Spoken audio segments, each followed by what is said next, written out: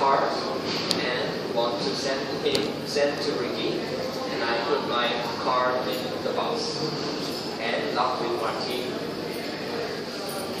and send it to Ricky. I can now open it.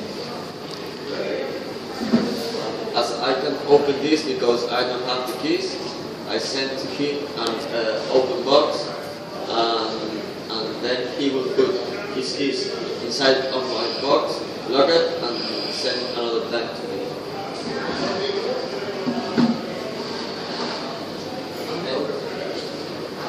And now I put my keys in Ricky's box and unlock it.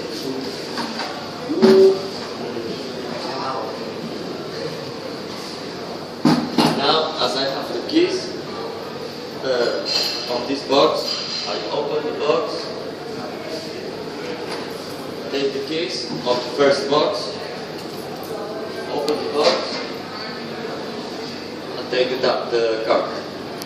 This is how can we communicate without the hacker can take